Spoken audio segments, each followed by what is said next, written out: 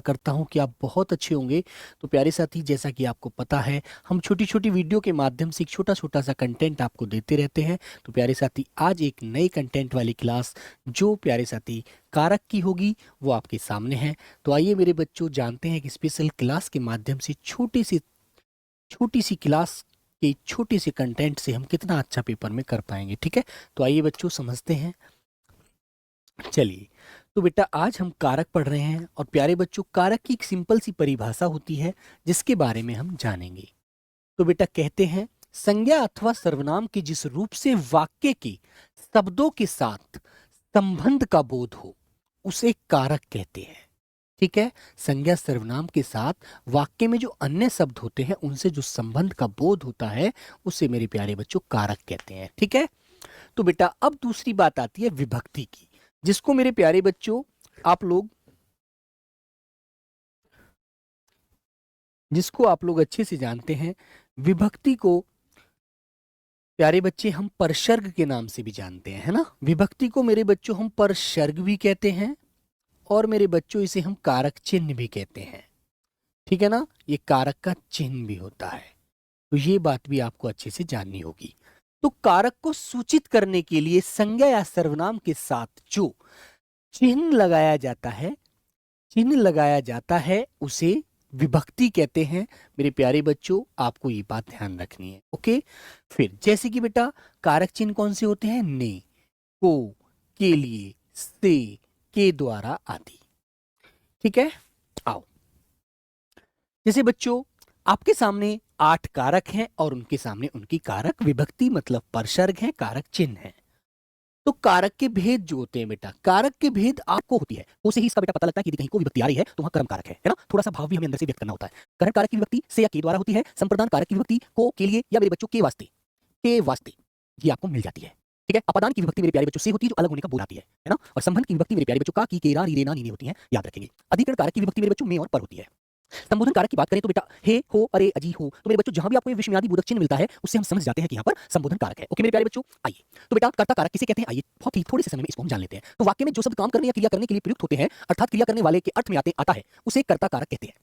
कर्ता कारक की विभक्ति बेटा हमने पढ़ी ने होती है मेरे प्यारे बच्चों। जहां भी कर्ता के साथ या संज्ञा के साथ ने कारक की विभक्ति प्रयोग होती है वहां कर्ता कारक होता है। ओके, जैसे राम ने खाना खाया तो राम ने खाना खाया, योगेश ने जीतू को चांटा मारा था। तो मेरे प्यारे बच्चों इस वाक्य को ध्यान से समझ लेना, क्योंकि आप जब आगे ऐसा वाक्य पढ़ेंगे तो वहां पर आपको था लगा नहीं मिलेगा। तो मेरे बच्चों समझ जाना वहां कर्म कारक है और आपको यहाँ पर था लगा मिला है तो यहाँ पर मेरे बच्चों हम पूरा कर्ता कारक पर प्रभाव डाल रहे हैं। ओके, ये चीज ध्यान रखेंगे। और कभी कभी बेटा ये भी ध्यान रखना, कभी कभी ने कारक की विभक्ति नहीं भी आती है। जैसे सूरज निकल आया, है ना, याद रखेंगे, सूरज निकल आया। तो मेरे बच्चों यहाँ सूरज कौन है? कर्ता। आइएगा, अब हम आते हैं कर्म कारक की तरफ। संज्ञा तथा सर्वनाम की जिस रूप से क्रिया का फल पड़ता है ना, जिस पर क्रिया का फल पड़ता है, प्रभाव पड़ता है, उसे कर्म कारक कहते हैं। जैसे इसकी विभक्ति आपको पता है मेरे बच्चों, को होती है, को। अब प्यारे साथी आपको ध्यान रखना है इसमें क्या बात आपको याद रखिए, क्रिया का प्रभाव जिस पर पड़ता है वो मेरे बच्चों कर्म कारक होता है। अच्छे से ध्यान रखना। अब आपको यहाँ पर ने विभक्ति की तरफ नहीं जाना है, क्योंकि पीछे वाला वाक्य और इस वाले वाक्य में आपको अंतर मैंने बताया था। वहां पर बेटा था आया था, क्रिया का पूर्णता का बोध हो रहा था, है ना, भूतकाल का बोध हो रहा था, और वाक्य में मेरे बच्चों क्रिया का प्रभाव कर्ता पर नहीं पड़ रहा था, वहां कर्म पर नहीं पड़ रहा था, कर्ता पर पड़ रहा था। ओके, जैसे आपने कहा गोपाल ने सीमा को मारा, तो मारना क्रिया है, किसको मारा? सीमा को। रामू ने घोड़े को पानी पिलाया, पिलाना क्रिया है, किसको पिलाया पानी? घोड़े को। माँ ने बच्चे को खाना खिलाया, अध्यापक ने छात्रों को पीटा। ठीक है, तो मेरे बच्चों इस प्रकार आप इन वाक्यों को अच्छे से ध्यान रखेंगे, समझेंगे। नेक्स्ट बेटा होता है हमारा करण कारक। जिस शब्द या साधन के द्वारा क्रिया पूर्ण की जाती है या वाक्य में जो साधन या शब्द क्रिया के संबंध में बोध कराते हैं या कराता है उसे मेरे बच्चों करण कारक कहते हैं, है ना। जैसे माँ चाकू से सब्जी काटती है, तो चाकू क्या है? साधन है सब्जी काटने का। इसकी विभक्ति बेटा से या के द्वारा होती है। जैसे बच्चों आकांक्षा ने गुलेल से फल तोड़ा, तो गुलेल क्या हो गया बेटा? फल तोड़ने का साधन हो गया। ओके, अक्षिता कलम से किताब लिखती है, तो बेटा कलम किससे लिखती है किताब? वो कलम। कलम क्या है यहाँ पर? साधन है।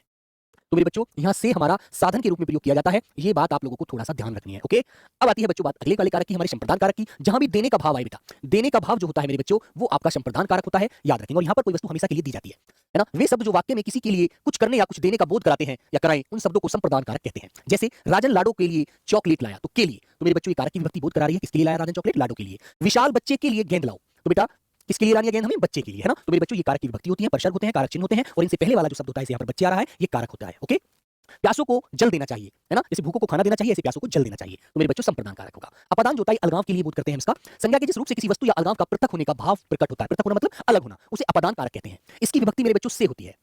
जैसे हिमालय से गंगा निकलती है, तो मेरे प्यारे बच्चों मान लीजिए हिमालय पर्वत है और यहाँ से गंगा गंगोत्री से निकलकर बंगाल की खाड़ी में गिर गई, तो मेरे बच्चों आपको ध्यान रखना है गंगा हिमालय से अलग हो गई। अंकित छत से गिरा, तो छत से गिरा तो नीचे गिरा, अलग हो गया। राहुल घर से बाहर आया, तो बेटा घर से वो निकल आया। ठीक है, ये चीज आप ध्यान रखेंगे। आगे आता है मेरे बच्चों संबंध कारक। संज्ञा या सर्वनाम के जिस रूप से उसका दूसरे शब्दों के साथ संबंध या जुड़ाव या लगाव प्रदर्शित हो वहां संबंध कारक होता है। और इस कारक की जो विभक्ति चिन्ह है वो मेरे बच्चों काकी, केरा, रीरे, नानी ने आपको मिलते हैं। जैसे नीरज की घड़ी खो गई, मोहन का भाई अच्छा है ना, राम के पिताजी फौज में जॉब करते हैं, है ना, ध्यान रखेंगे। आगे आया मेरे बच्चों अधिकरण कारक। थोड़ा सा ध्यान से समझ कर करना मेरे दोस्त, मैं वादा करता हूं बहुत अच्छे से आप कर पाएंगे पेपर में। संज्ञा या सर्वनाम के जिस रूप से क्रिया के आधार का बोध होता है कि क्रिया कहां हो रही है, क्रिया का स्थान जिसका से पता लगता है, उसे अधिकरण कारक कहते हैं। इसकी विभक्ति में पर होती है मेरे बच्चों। जैसे पुस्तक मेज पर रखी है, मुंबई में ताज होटल है ना, चिड़िया घोंसले में बैठी है। ओके मेरे बच्चों, अध्यापक कक्षा में पढ़ा रहे हैं। तो मेरे प्यारे साथी ये बच्चों आपको ध्यान रखना है, में और पर से आप पता लगा लेंगे कि बेटा आप किस कारक का बोध कर रहे हैं। अब आता है मेरे बच्चों अंतिम कारक होता है हमारा संबोधन कारक। बड़ी सिंपल सी बात है, किसी को पुकारने के लिए, किसी को संबोधित करने के लिए, किसी को सावधान करने के लिए आप इस कारक का प्रयोग करते हैं। ठीक है, तो मेरे बच्चों जिस शब्द से किसी को पुकारने, संबोधित करने अथवा सावधान करने तक का बोध हो उसे संबोधन कारक कहते हैं। और बेटा इसमें विस्मयादि बोधक चिन्ह आप लगाते हैं। हिंदी में यह कर्ता से पृथक कारक माना जाता है, जबकि संस्कृत में इसे कर्ता कारक से अलग नहीं मानते। ठीक है ना मेरे बच्चों, ध्यान रखना। ये हालांकि पॉइंट आपको जरूरत नहीं है पढ़ने की, इस पर ध्यान भी मत देना ज्यादा। आपको सीधी सी बात ध्यान रखनी है, जब आप किसी को संबोधित कर रहे हैं, आप किसी को आवाज लगा रहे हैं, है ना, तो मेरे प्यारे बच्चों वहां पर आप संबोधन कारक का प्रयोग कर रहे हैं। हे ईश्वर मुझ पर कृपा कीजिए, अजी सुनते हो, है ना, तो मेरे बच्चों देखो अजी सुनते हो, हे राम सबका भला हो। ठीक है, हे प्रभु ये क्या हो गया, है ना मेरे बच्चों। जब ऐसी जगह हम बोलते हैं वहां पर हम विस्मयादि बोधक का चिन्ह का प्रयोग करते हैं, तो मेरे दोस्त वहां पर हमारा संबोधन कारक होता है। संबोधन कारक की कोई विभक्ति नहीं होती, इसे हे, अरे, रे आदि शब्दों से प्रकट करते हैं और इन्हीं को इसकी विभक्ति मानते हैं। ठीक है मेरे दोस्तों, तो चलो मेरे प्यारे बच्चों सेशन कैसा लगा एक बार जरूर बताना। और प्यारे बच्चे ऐसे जो भी अच्छे